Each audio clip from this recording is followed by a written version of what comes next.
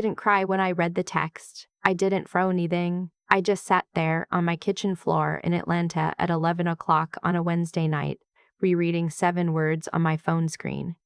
We're keeping it immediate family this year.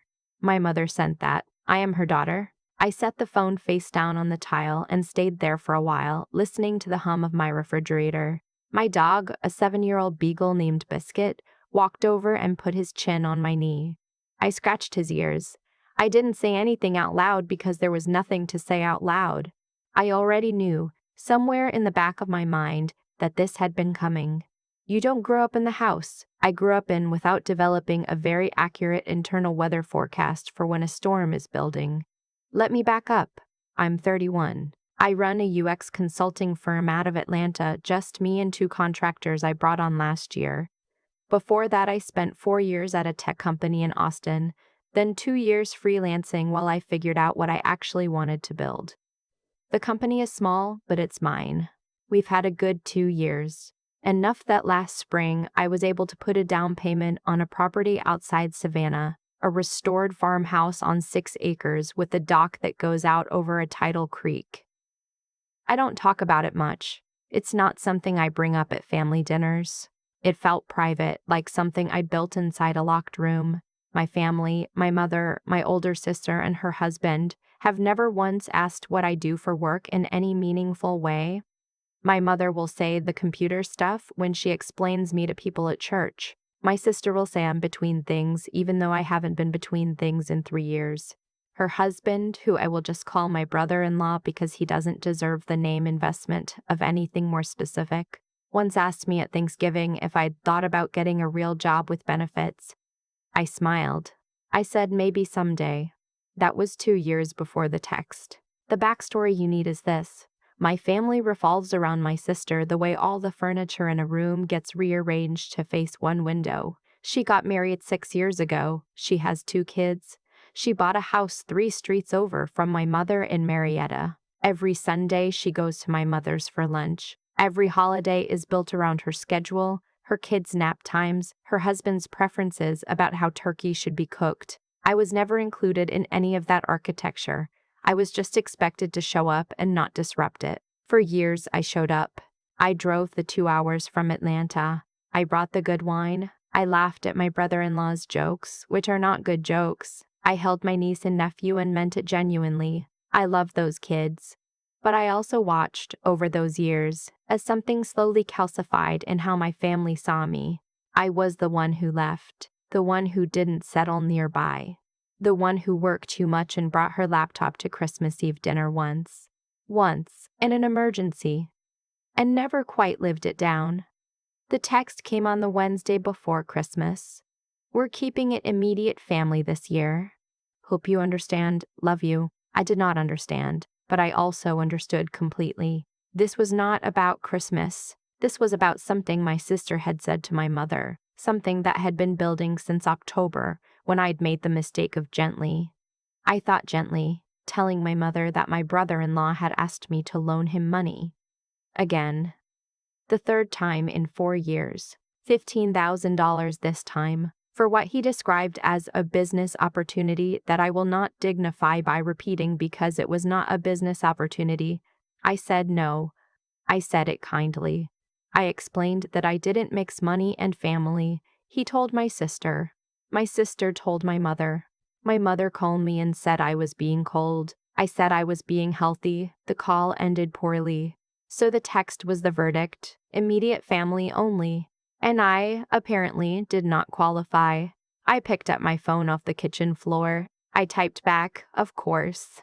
Merry Christmas, Mom. I didn't add anything else. I put the phone on the counter and I went to bed, and I lay there in the dark, and I made a decision so quietly it didn't even feel like a decision. It felt like a door closing behind me and another one opening ahead. The next morning I made coffee and I opened my laptop. My property outside Savannah seats 42 people comfortably in the main house. The restored barn out back, which I use for client retreats, can handle 60 with room for a caterer's setup. The dock holds a bonfire pit and 4 Adirondack chairs and a view of the marsh that looks, at sunset, like something a person might pay a landscape artist to paint and hang in a hotel lobby. I have 12 friends who, over the years, have found themselves in the same position I have, not all for the same reason. Some have difficult parents. Some have been quietly edged out of sibling dynamics. One of my closest friends, a woman I'll call my best friend because that's what she is, hasn't been welcome at her mother's home for 3 Christmases running for reasons her mother changes annually. She usually spends Christmas Eve with her college roommate's family in Nashville, which is kind of them but not the same as having somewhere that's yours. I also have colleagues, former clients, my 2 contractors and their partners, the couple downstairs from my first apartment in Austin who had been like surrogate aunt and uncle to me for 5 years and who I'd stayed close with. My friend from college who teaches high school history in Decatur and always shows up everywhere with exactly the right energy and exactly the right amount of wine. I sent 22 text messages and 4 emails over the course of Thursday morning. The message was simple. I'm hosting Christmas at my place outside Savannah. Come if you can. I'll cover what I can cover. Then I called a catering company I'd worked with for a client event the previous spring.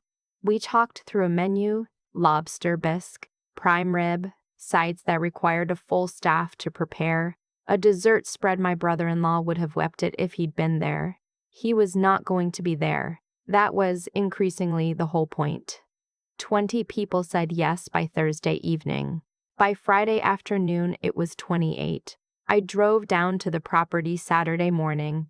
I'd already arranged for a local rental company to deliver folding tables and linen, the real linen, not plastic, and a second set of chairs. I spent Saturday and Sunday with my best friend who drove down from Charlotte decorating the house the way I'd always wanted to decorate for Christmas and never had a chance to. We used fresh garland.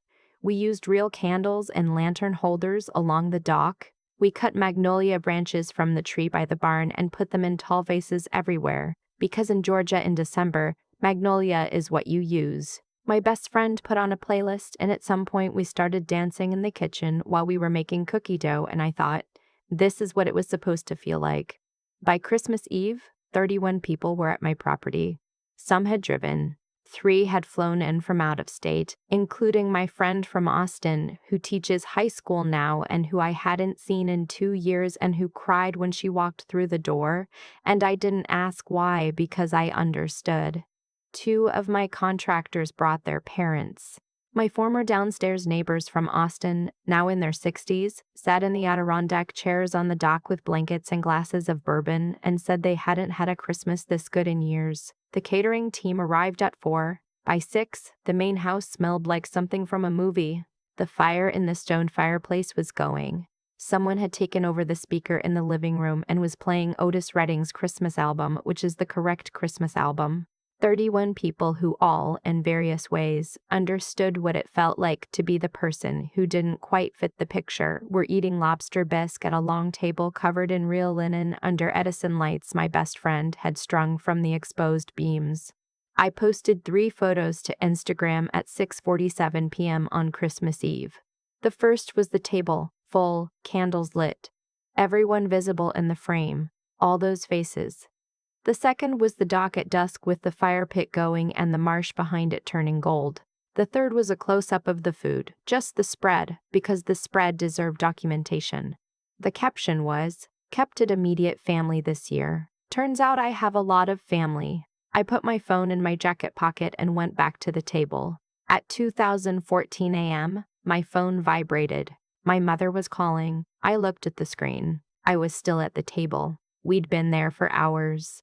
Talking, dessert plates pushed aside, someone had produced a card game that devolved into an argument that was the fun kind of argument, the kind where people are laughing too hard to finish their sentences. I excused myself and walked out to the porch. I answered, "What is this?" My mother said. No greeting. "What is this Instagram?" Her voice had that particular tension in it, wound tight, the one I'd been hearing since childhood, that meant something had shifted in the family's internal order, and she was recalibrating. "I had people over," I said. "For Christmas. You couldn't just have a quiet Christmas by yourself like a normal." She stopped. Started again. "Your sister is very upset.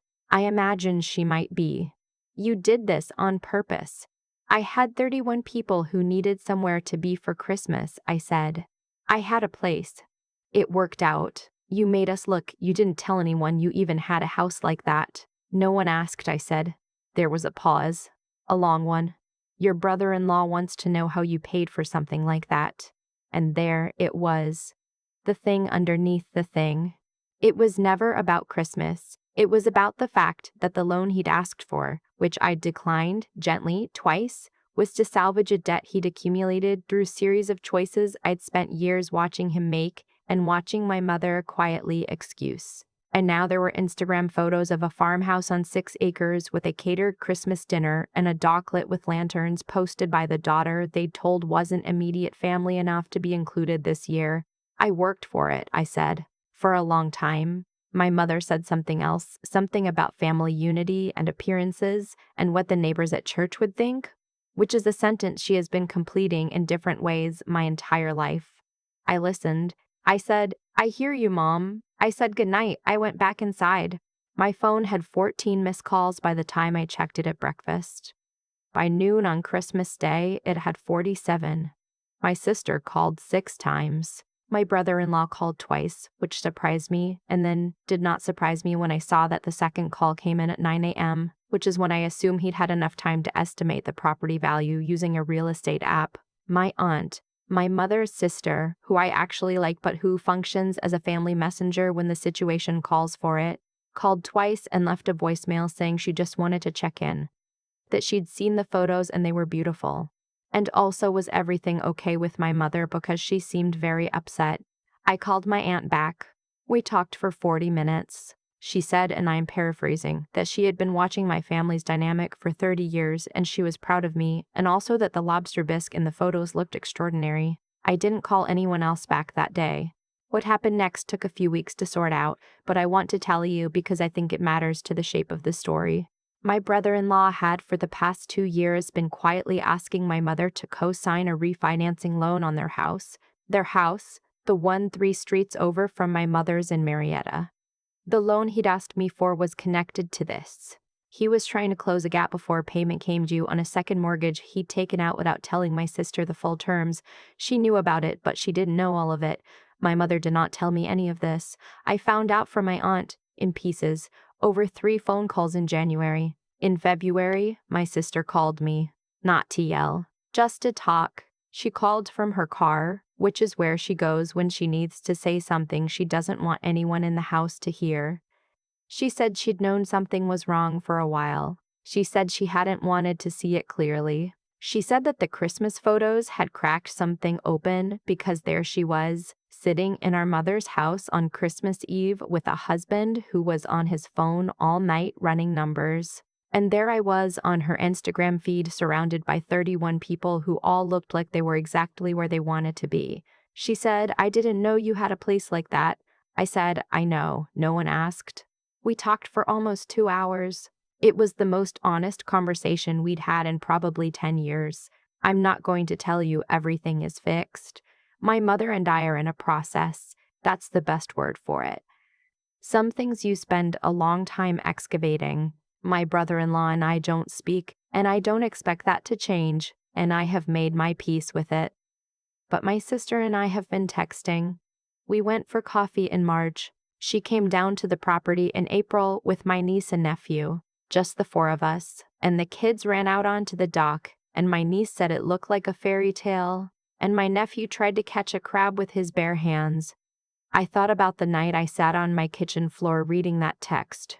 Immediate family only. 7 words that were supposed to make me smaller. Instead, they had done the opposite. They'd handed me the one Christmas I'd been trying to have my entire life and didn't know how to name. I walked out to the dock that morning in April while my sister was inside making coffee and the kids were still in their pajamas chasing something along the water's edge, and I stood there for a while just listening to the marsh. The tide was going out. There were egrets in the grass across the creek. It was 63 degrees and perfectly still. I didn't take a photo. Some things you just let yourself have.